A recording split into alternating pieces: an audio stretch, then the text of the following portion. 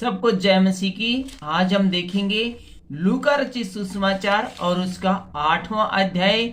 और इस अध्याय में हम देखेंगे यीशु की शिक्षाएं और बीज बोने का दृष्टांत और दृष्टांतों का उद्देश्य भी आज के अध्याय में हम देखेंगे।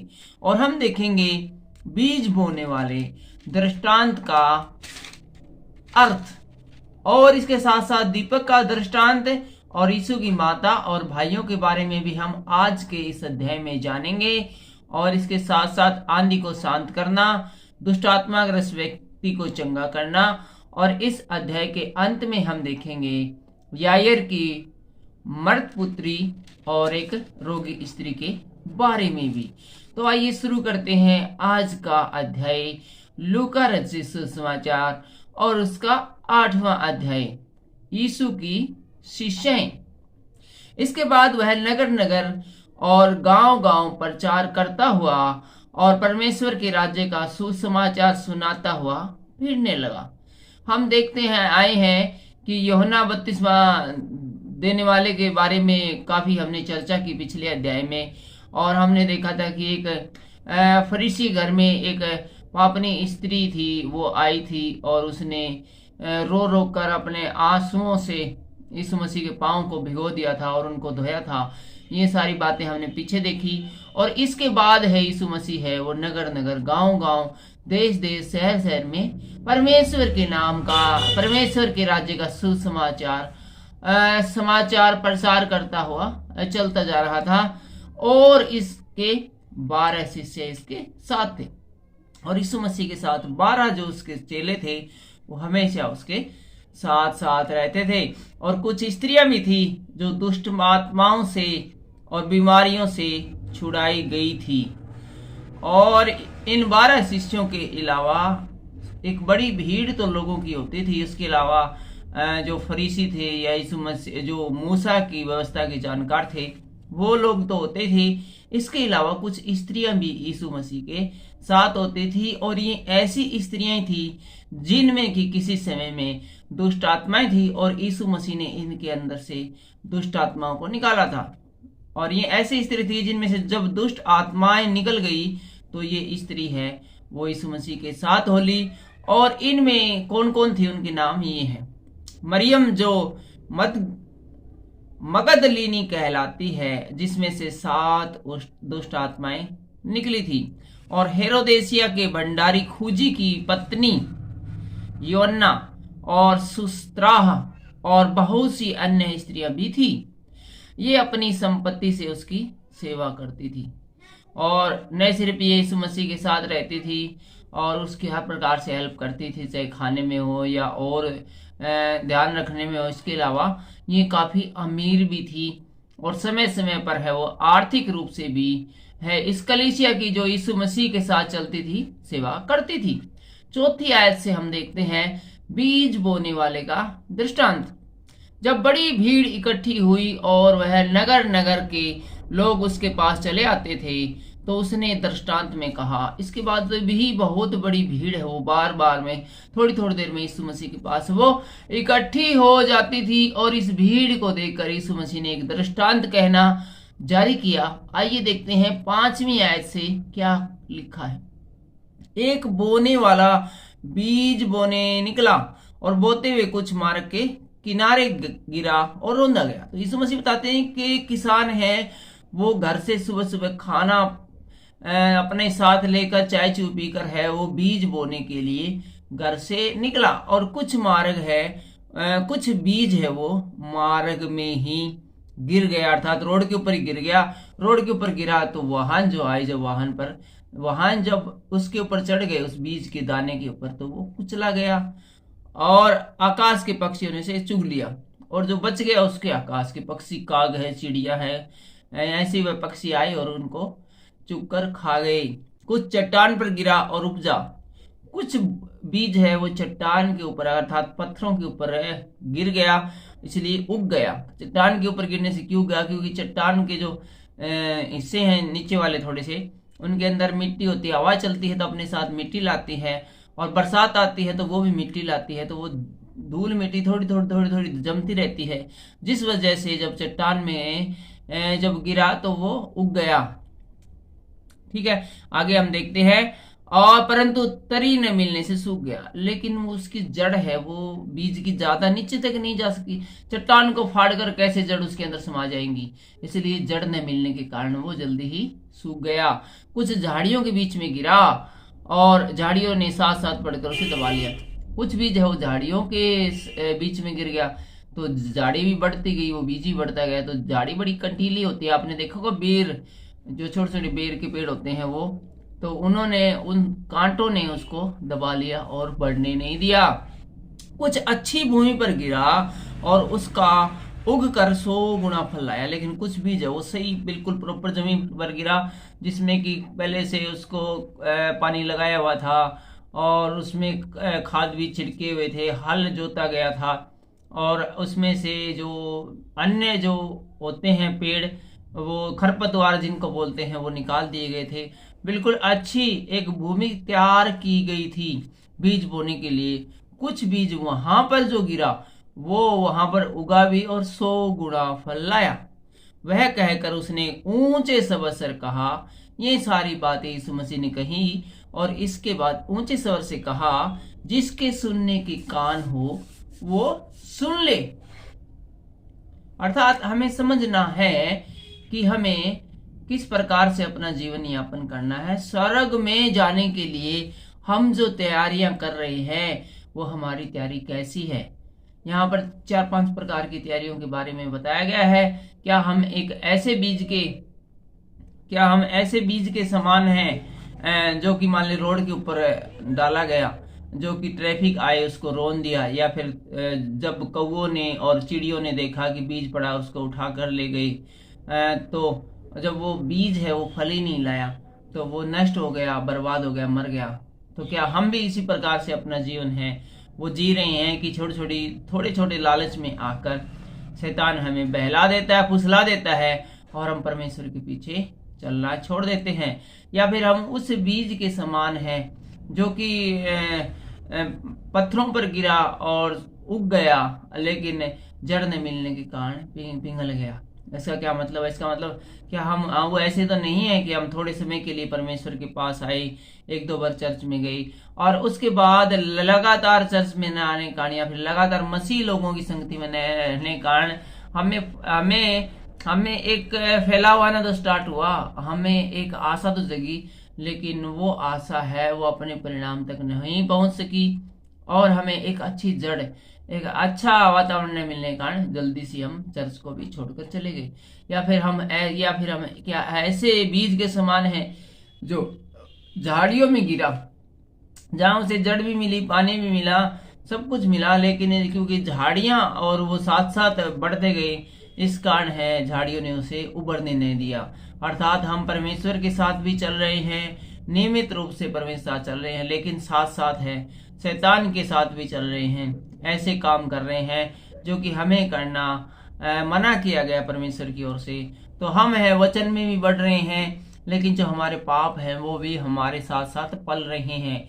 तो एक दिन ऐसा ना हो कि वो पाप हम पर है वो काबू पाले और हमारी जो सारी मेहनत है जो कि उस पेड़ ने की थी, जो कि कटीले पेड़ के साथ साथ बढ़ता गया था, लेकिन एट द लास्ट ने उसे दबोच लिया था झाड़ियों ने, तो हमारा जीवन भी ऐसा ना हो। इस मसीह इसलिए कहते हैं कि जिसके सुनने के कान हो वो सुन ले, क्योंकि अच्छा फल वही बीज ला पाता है जो कि सही प्रॉपर भूमि में सही तरीके से बोया जाता है।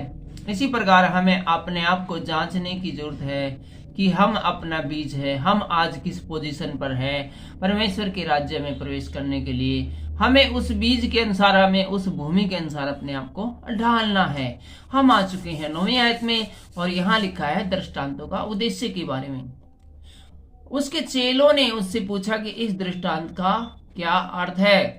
तो यीशु ने कहा, तुमको परमेश्वर के राज्य के भेदों की समझ दी गई है, पर औरों को दृष्टांतों में सुनाया जाता है, इसलिए कि वे देखते हुए भी न देखे और सुनते हुए भी न सुने। तो इस मसीह यहाँ पर कहते हैं कि सिर्फ तुम लोगों को ही स्पष्ट रूप से सब कुछ बताया जाता है, जबकि जो बाकी जो इतनी सारी भीड़ है ना, उसको तो इशारों में अर्थात किस्से कहानियों के द्वारा है परमेश्वर के राज्य में बताया गया है, ताकि ऐसा ना हो कि जिस प्रकार से योना ने कहा था कि हे सांप के बच्चों, तुम्हें किसने चेता दिया कि आने वाले संकट से भागो और अपना मन फिराओ और परमेश्वर के नाम का बपतिस्मा लो और उस आने वाले संकट से बचो। तो इसी प्रकार से यीशु बताते हैं कि सिर्फ तुम लोगों को ही सीधे सीधे स्पष्ट रूप से किसी भी सवाल का जवाब दिया जाता है, बाकी लोगों को नहीं, क्योंकि स्वर्ग के राज्य में प्रवेश करने वाले हैं वो लिमिटेड लोग ही होंगे। 11वीं आयत में है बीज बोने वाले का दृष्टांत। पहले हमने बीज बोने वाले का दृष्टांत देखा था, अब इसका अर्थ दिया गया है। तो दृष्टांत का अर्थ यह है, बीज परमेश्वर का वचन है, मार्ग के किनारे वे हैं जिन्होंने सुना, तब शैतान आकर उसके मन में से वचन उठा ले जाता है कि कहीं ऐसा ना हो कि वे विश्वास करके उद्धार पाए। जैसे कि हमने पहले बताया था कि शैतान है वो इसी ताक झाक में रहता है कि कब है किसी मनुष्य के ऊपर परमेश्वर की दया दृष्टि होती है और जल्दी से उसको जिस पर दया दृष्टि हुई है उसे भरमा दे। और चट्टान पर के वे है जब सुनते हैं तो आनंद से वचन तो ग्रहण करते हैं, परंतु जड़ न पकड़ने से वे थोड़ी देर तक ही विश्वास रखते हैं और परीक्षा के समय बहक जाते हैं। और जो झाड़ियों में गिरा यह वह है जो सुनते हैं पर आगे चलकर चिंता, धन और जीवन के सुख विलास में फंस जाते हैं और उसका फल नहीं पकता है। पर अच्छी भूमि में के वे हैं जो वचन सुनकर भले और उत्तम मन में संभाले रहते हैं और धीरज से फल लाते हैं। आइए हम देखते हैं 16वीं आयत से, क्योंकि जो अभी हमने पढ़ा उसका अर्थ हमने साथ के साथ ही बता दिया था। तो यहाँ पर देखते हैं 16वीं आयत से, दीपक का दृष्टांत। कोई दिया जला के बर्तन से नहीं ढकता। यीशु मसीह यहाँ बताते कोई भी दिया जला के वो बर्तन से नहीं ढकता और न खाट के नीचे रखता है, परंतु दीवट पर रखता है कि भीतर आने वाला प्रकाश पाए। दिए की एक विशेषता है कि यदि उसे ढक दिया जाए तो वो प्रकाश नहीं देगा। बल्ब की एक विशेषता है कि बल्ब की लगा लो, सूरज की लगा लो, दिए की लगा लो, विशेषता है कि जहां तक वो नजर आता है, जहां से उसको देख सकते हैं वहीं वो प्रकाश देता है। जब वो दिखाई देना बंद हो जाए तो वो प्रकाश देना भी बंद हो जाएगा। जिस प्रकार की ये जो कैमरे में रिकॉर्डिंग हो रही है, ये तभी तक है मेरी रिकॉर्डिंग कर रहा है, मेरे चेहरे को आप तक रिकॉर्ड कर सकता है कि जब तक मैं इसे देख रहा हूं। यदि मैं इसके बीच में कुछ अड़ा देता हूं ऐसे, तो ये अब मेरे को आपको नहीं दिखा सकता है। तो इसी प्रकार से जब कोई दिया जलाते हैं या बल्ब जलाते हैं तो वो सामने लगाते हैं, ऊंचाई पर लगाते हैं, ताकि हर जगह से वो ऊंचाई के कारण हर जगह का कोना कोना उसको देख सके, ताकि वो जहां जहां भी दिखाई देगा वहां वहां प्रकाश देगा। यदि खाट के नीचे रख देंगे या दिया जलाकर उसको ढक देंगे तो वो कहीं दिखाई नहीं देगा तो प्रकाश भी नहीं देगा। इसलिए आज ये बात याद रखो प्रियो कि ये बहुत जरूरी है कि प्रकाश पाने के लिए देखा जाना जरूरी है। परमेश्वर का यदि हमें प्रकाश चाहिए, परमेश्वर की यदि सामर्थ्य चाहिए, तो ये आवश्यक है कि हम परमेश्वर को और परमेश्वर हमें देखता रहे। परमेश्वर इतनी ऊंचाई पर इसलिए है, कहते हैं ना कि परमेश्वर आसमानों में है, ऊपर वाला है, वो इसलिए ऊपर वाला है, इसलिए आसमानों में है ताकि वो हमें देख सके। क्योंकि सामर्थ्य और कृपया तभी आती है जब कनेक्टिविटी बनी रहती है। यदि कनेक्टिविटी खत्म हो जाएगी, एक दूसरे से कनेक्ट नहीं हो पाएंगे, तो फिर है वो जिंदा रहना और जो सामर्थ्य आनी और जो ताकत और पावर है वो नहीं मिल पाएगी। 17वीं आयत में लिखा है, कुछ छिपा नहीं जो प्रकट न हो और न कुछ गुप्त है जो जाना न जाए और प्रकट न हो। इसलिए चौकस रहो कि तुम किस रीति से सुनते हो, क्योंकि जिसके पास है उसे दिया जाएगा और जिसके पास नहीं है उससे वह भी ले लिया जाएगा जिसे वह अपना समझता है। तो यहाँ पर वचन के बारे में लिखा है कि जो वचन से प्यार करते हैं, परमेश्वर से प्यार करते हैं उससे और भी वचन दिया जाएगा। जो परमेश्वर की व्यवस्था से प्यार करते हैं या परमेश्वर वचन से प्यार करते हैं उन्हें नई नई बातें हैं वो परमेश्वर के वचन से खोल कर सुनाई जाएगी। लेकिन जो परमेश्वर के वचन को इग्नोर करते हैं या परमेश्वर को ही इग्नोर करते हैं डायरेक्ट, तो ऐसे लोगों को भी परमेश्वर एक दिन इग्नोर कर देगा और वो समझेगा कि ये मेरे वचनों के लायक नहीं है। और वो बंदा है जब परमेश्वर किसी को इग्नोर कर देता है तो फिर वो किसी काम का नहीं रहता, वो शैतान के काम का भी नहीं रहता, क्योंकि शैतान की कैद में तो अपने आप ही चला गया है। शैतान भी हमें तब तक ही लालच देता है जब तक कि हम परमेश्वर के साथ हैं। यदि हम परमेश्वर का साथ छोड़ दें तो शैतान भी हमें लालच देना, अच्छी चीजें देना बंद कर देगा। अच्छी चीजों से मतलब जिनसे हमारा शरीर प्यार करता है, जो कि इस सांसारिक जीवन में रहते हुए जिन चीजों की हमें जरूरत है। आपने भी कई बार नोट किया होगा कि शैतान कई बार है वो इसी ताक में रहता है कि जब हम सोचते हैं कि हम वचन के पास जाएंगे, हम चर्च में जाएंगे, हम वहाँ मीटिंग में जाएंगे, तो अचानक से कोई न कोई काम आ जाता है, कोई ऐसा फोन कॉल आ जाता है जो कि हमारे लिए जरूरी बन जाता है, जिसमें हमारा लाभ छुपा होता है।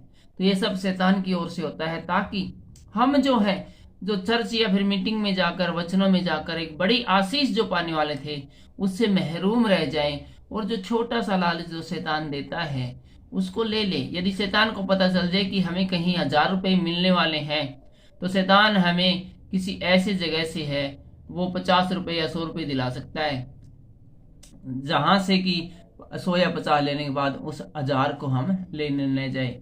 अर्थात हर प्रकार से शैतान है वो हमें रोकने की कोशिश करता है परमेश्वर के पास जाने के लिए।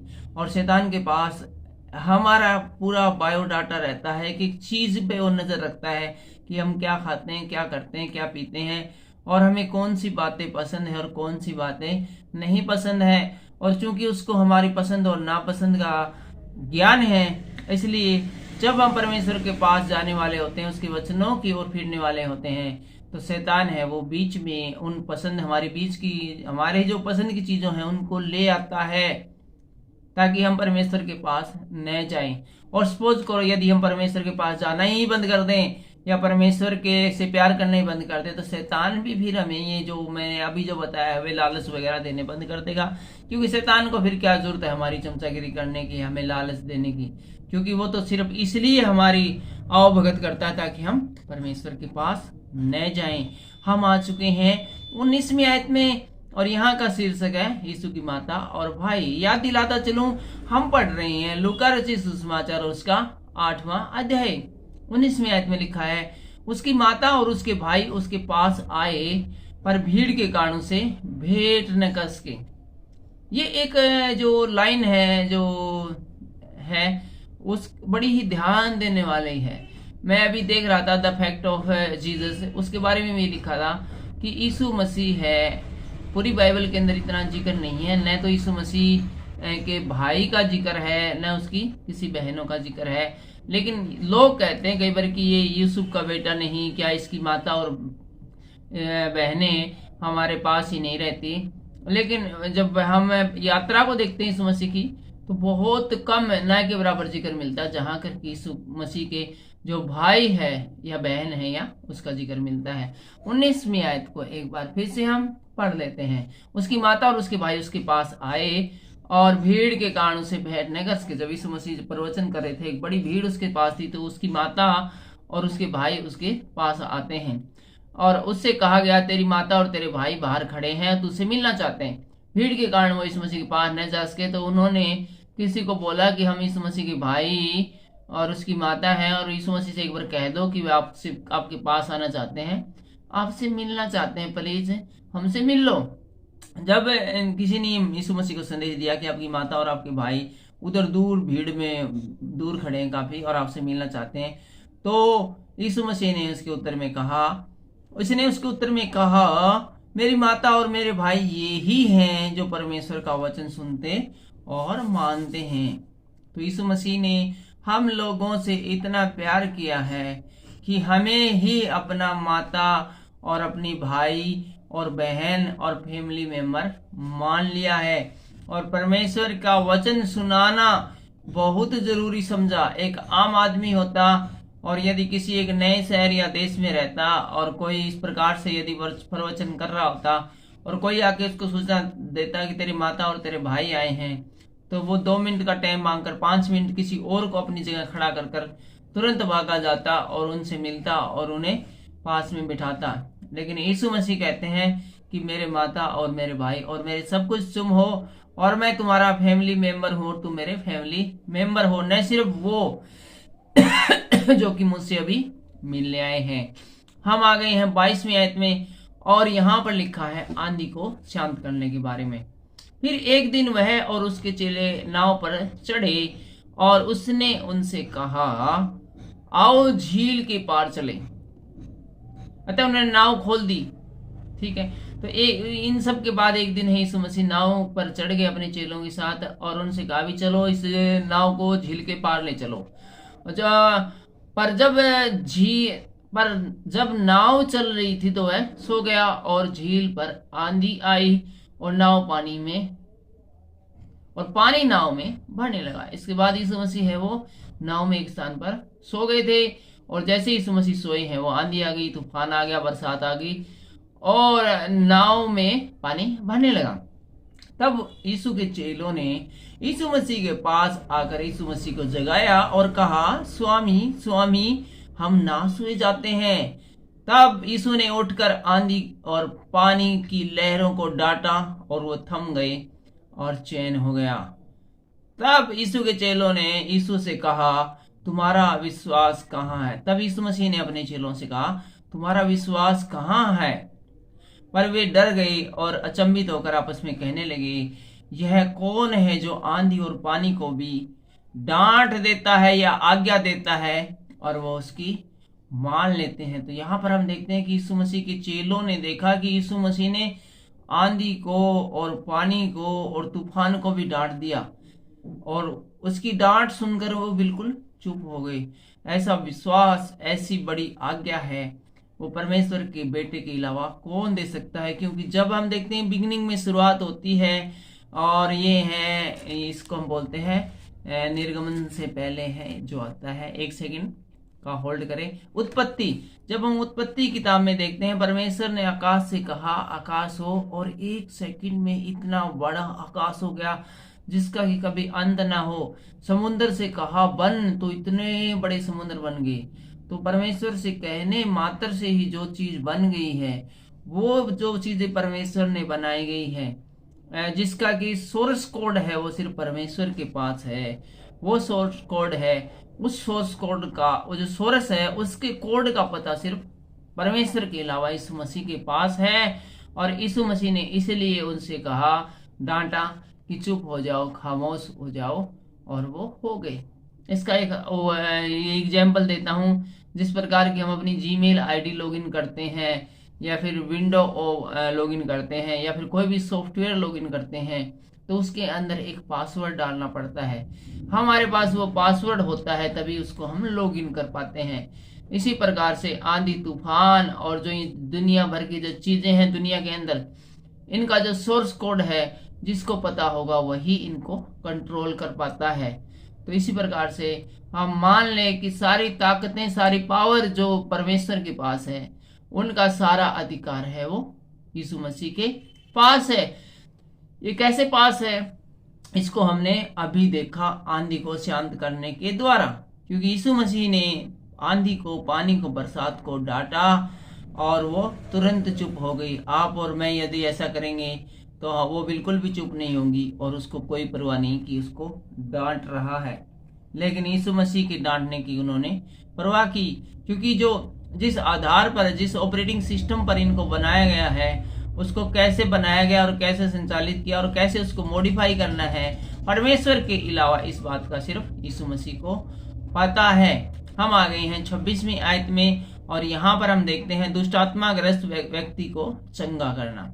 फिर वे गिरासेनियों के देश में पहुंचे जो उस पार के गलील के सामने है। गलील के सामने एक देश है गिरासेनियों करके, वहां पर वे नाव में चढ़कर पहुंचे। जब वे किनारे पर उतरा तो उस नगर का एक मनुष्य उसे मिला जिसमें दुष्टात्माएं थी।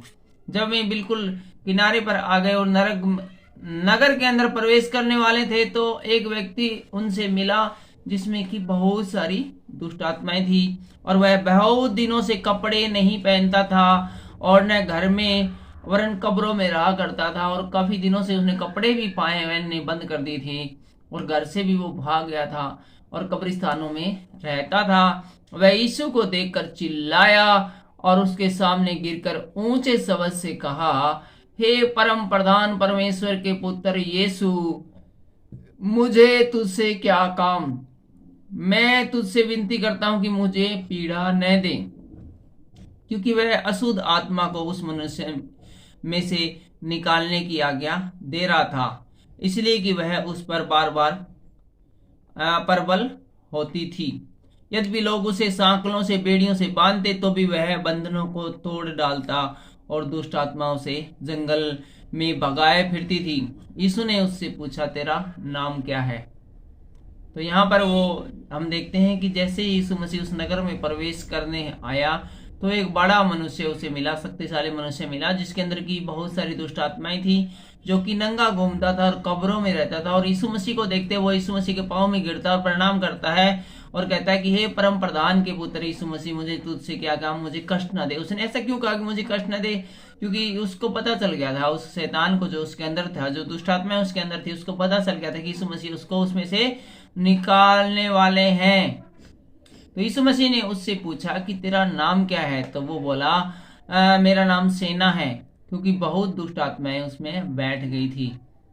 उन्होंने उससे विनती की कि हमें अथाह गड्ढे में जाने की आज्ञा न दे। वो जो सेना जिसमें कि बहुत सारे दुष्ट आत्माएं थी, उन्होंने यीशु मसीह से रिक्वेस्ट की कि उन्हें नष्ट मत कर और अनंत आग में मत डाल। और वहां पहाड़ पर सूरों का एक बड़ा झुंड चल रहा था, इसलिए उन्होंने उससे विनती की कि हमें उसमें बैठने की और उसमें जाने की आज्ञा दे। मैं बोले, देखो जी, हमें नष्ट मत करो, बर्बाद मत करो, जो सामने जो झुंड चल रहा है भेड़ों का, बकरियों का, हमें उसमें डाल दो। तब दुष्ट आत्माएं उस मनुष्य में से निकलकर सूरों में गई और वह झुंड कड़ाड़े पर से झपटकर झील में जा गिरा और डूब मरा। यीशु मसीह ने जैसा उन्होंने कहा था वैसा ही कर दिया, और उस आदमी में जो सेना के रूप में बहुत सारी दुष्ट आत्माएं थी, उसमें से निकलकर जो सूरों का बड़ा झुंड चल रहा था पहाड़ के ऊपर, उसमें समा गई। और जैसे ही बड़ी पावर के साथ वो जो दुष्ट आत्माएं उन सूरों में गई, वो ऊपर से अपना कंट्रोल खोकर नीचे पानी में जा गिरी, झील में, और सब की सब मर गई। चरवाहे यह जो हुआ था देखकर भागे और नगर में और गांव में जाकर उसका सुसमाचार लोगों को दिया। चरवाहों ने जो सूरों के चराहे थे उन्होंने सब देखा और सब डर गए और गांव में जाकर, नगर में जाकर सारी बात जो यहाँ पर घटित हुई थी लोगों को बताया। लोग यह जो हुआ था उसे देखने को निकले और यीशु के पास आकर जिस मनुष्य में से दुष्ट आत्माएं निकली थी उसे यीशु के पांव के पास कपड़े पहने हुए सचेत बैठे हुए पाकर डर गए। और देखने वालों ने उसको बताया कि वह दुष्ट आत्मा का सताया हुआ और मनुष्य किस प्रकार अच्छा हुआ है।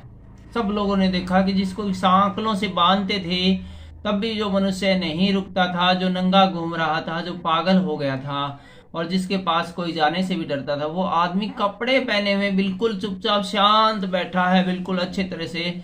जब लोगों ने ये सब देखा तो डर गई। तब गिरासेनियों के आसपास के सब लोगों ने यीशु से विनती की कि हमारे यहाँ से चला जा, क्योंकि उस पर बड़ा भय छा गया था। जब लोगों ने देखा है कि इस बंदे ने, यीशु मसीह ने इतने बड़े आदमी को कंट्रोल कर दिया, ठीक कर दिया, तो समझने लगे कि ये एक बड़ी ताकत है, बड़ी पावरफुल बंदा है ये, और ये कुछ भी कर सकता है।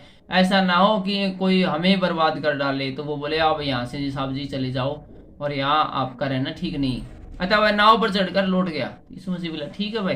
तो यीशु मसीह भी है वहां पर से चला गया। देखो, यीशु मसीह ने एक व्यक्ति को चंगा किया जिसमें 2000 के करीब दुष्ट आत्माएं थी और भला काम किया, लेकिन लोगों ने इस भलाई के बदले में बजाय उसकी सेवा करने के, उसके चाय पानी पिलाने के, उसको कहा कि आप यहाँ से चले जाओ।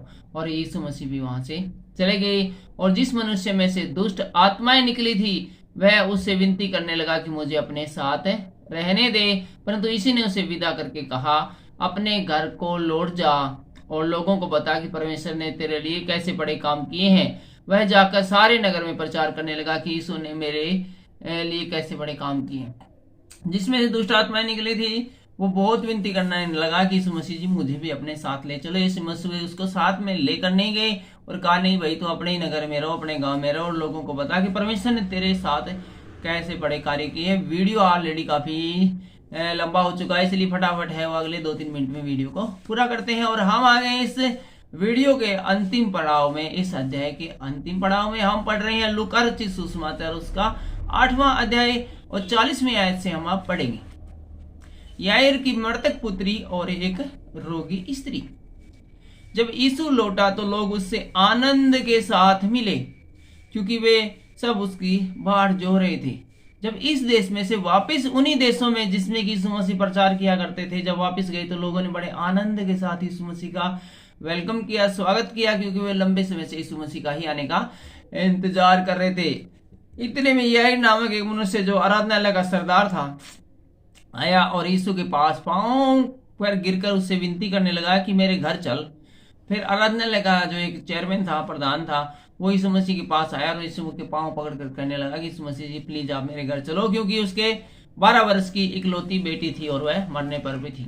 उसकी 12 साल की इकलौती बेटी थी और वो मरने पर थी। जब वह जा रहा था तब लोग उस पर गिरे पड़ते थे।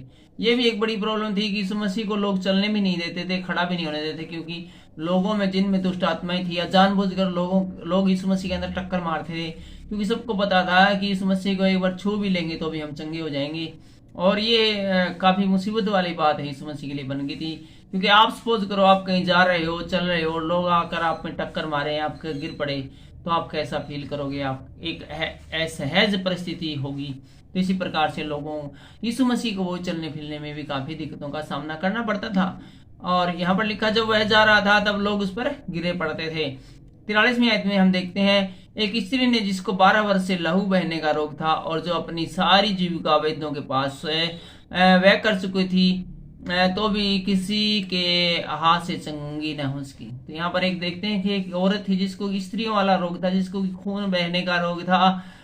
वो है 12 सालों से इस खून बहने के रोग से परेशान थी और बहुत पैसा है, बहुत सारे अलग अलग डॉक्टरों को दे चुकी थी, अलग अलग टेस्ट करवा चुकी थी, लेकिन कोई भी डॉक्टर है उसका खून बहना है वो बंद नहीं कर पाया था। और ये एक लाइलाज बीमारी हो गई थी। पीछे से आकर उसके वस्त्र के आंचल को छुआ और तुरंत उसका लहू बहना बंद हो गया। उस स्त्री ने पीछे से आकर चुपके से यीशु मसीह के जो वस्त्र है उसके आंचल को छुआ और जैसे ही उसने छुआ तुरंत उसका जो लहू बहना है वो बंद हो चुका था।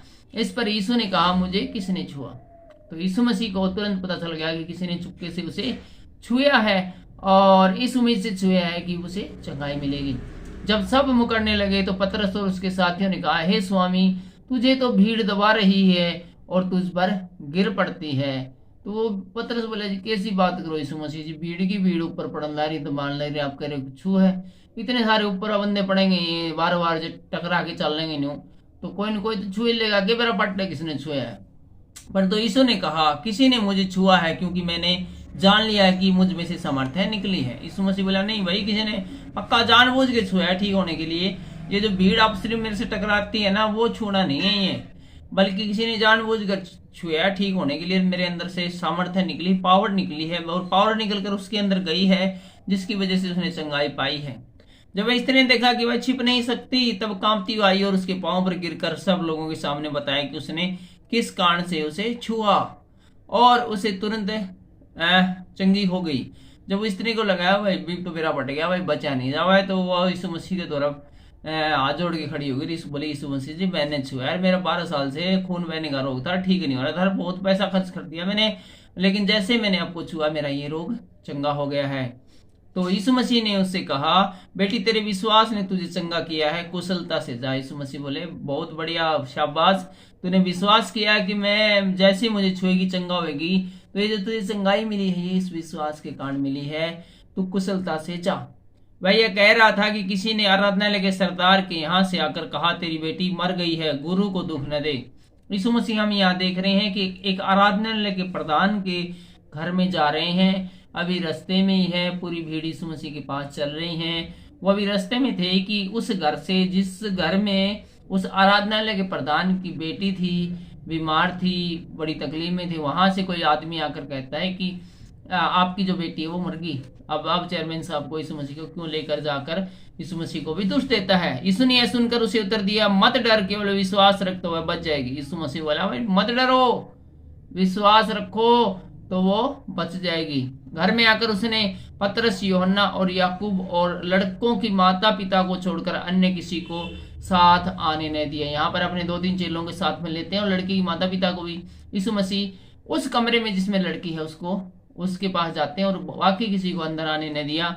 सब उसके लिए रो पीट रहे थे, परंतु उसने कहा, मत रो, वह मरी नहीं परंतु सो रही। सबके सब रो पीट रहे थे, बड़ा मातम छाया हुआ था। यीशु मसीह बोले, हम क्यों रोने ला रहे हो, मत रो, वो मरी नहीं है, वो सो रही है। वे यह जानकर कि वह मर गई है उसकी हंसी करने लगे। सारे लोग बोले, कमाल करा भाई, कितनी देर होगी मरी नरी, उन्होंने सो रही है, हम क्या पागल हैं जो हमने हाथ लगा के देखा, कुछ चेक कराया है। परंतु उसने उसका हाथ पकड़ा और पुकार कर कहा, हे लड़की उठ। तब यीशु मसीह ने उस लड़की का हाथ पकड़ के कहा, हे लड़की उठ। तब उसके प्राण लौट आए और वह तुरंत उठ बैठी। यीशु मसीह ने जैसे ही कहा, हे लड़की उठ, तो तुरंत लड़की है वो उठ बैठी और उसके प्राण उसमें लौट आए। फिर उसने आज्ञा दी कि उसे कुछ खाने को दिया जाए। उसके माता पिता चकित रह गए, परंतु उन्होंने उसे चिताया कि वह जो हुआ था वह किसी से न कहना। तो यहाँ पर इतना बड़ा चमत्कार देखते हैं। यीशु मसीह के कहने मात्र से, जिस पर परमेश्वर के कहने मात्र से सब कुछ हो जाता था, सेम की सेम ऐसे ही यीशु मसीह है। आंधी को कहते हैं रुक, बरसात को कहते हैं रुक, रुक जाती है, थम जाती है। और किसी मृतक व्यक्ति से कहते हैं जिंदा हो जाता है। किसी शैतानी ताकत से कहते हैं इसमें से निकल जाती है। और मरे हुए व्यक्ति से को कहता है उठ, तो उसमें प्राण आ जाते हैं, उठ जाता है। कोई भी चीज है वो उसको इनकार नहीं करती है, चाहे वो जीवित हो या मृतक हो। यदि वो मृतक है तो उसमें प्राण डाल देता है परमेश्वर, ताकि यीशु मसीह का जो वचन मुख से निकले वो पूरा हो। इसलिए कहा जाता है कि परमेश्वर के मुख से जो वचन निकलता है वो हर हाल में पूरा होता है। प्रिय मित्रों, आप भी परमेश्वर के वचनों के साथ बने रहिए और बड़ी आशीष के भागीदार बनिए। विश्वास है वो बहुत जरूरी है। विश्वास करके निरंतर परमेश्वर के साथ बने रहोगे, उसके कदमों पे चलोगे, तो आपको भी शिफा मिलेगी। वो सब जिसकी आप चाह करते हैं मिलेगी। और इसके साथ साथ हमें परमेश्वर के साथ रहते हुए स्वर्ग में जाने का मौका तो मिलेगा। अगले वीडियो में हम पढ़ेंगे लूका रचित सुसमाचार 9वां अध्याय, और उस वीडियो में हम देखेंगे 12 प्रेरितों का भेजा जाना, हेरोदेस की उलझन, 5000 को खिलाना, पतरस का यीशु मसीह स्वीकार करना, और साथ ही हम देखेंगे यीशु मसीह के पीछे चलने का अर्थ भी, और यीशु का रूपांतरण भी हम अगले अध्याय में देखेंगे, और दुष्ट आत्मा ग्रस्त रोगी को चंगा करना भी हम अगले अध्याय में देखेंगे। और इसके साथ साथ हम देखेंगे अपनी मृत्यु के विषय यीशु की पुनः भविष्यवाणी, और सबसे बड़ा कौन, और जो विरोध में नहीं हुआ है पक्ष में है, ये सब भी हम देखेंगे अगले अध्याय में। और सामरिया द्वारा यीशु मसीह का विरोध भी हम देखेंगे। और अगले वीडियो में हम यीशु का चेला बनने का मूल्य भी देखेंगे। लेकिन ये सब अगले पाठ में, अगले अध्याय में। फिलहाल के लिए इतना ही। परमेश्वर आपको आशीष और बरकत दे। चैनल पर नए हो तो चैनल को जरूर सब्सक्राइब करें, लाइक करें, कमेंट करके आप हमारा हौसला बढ़ाएं। सबको जय मसीह की, जय हिंद।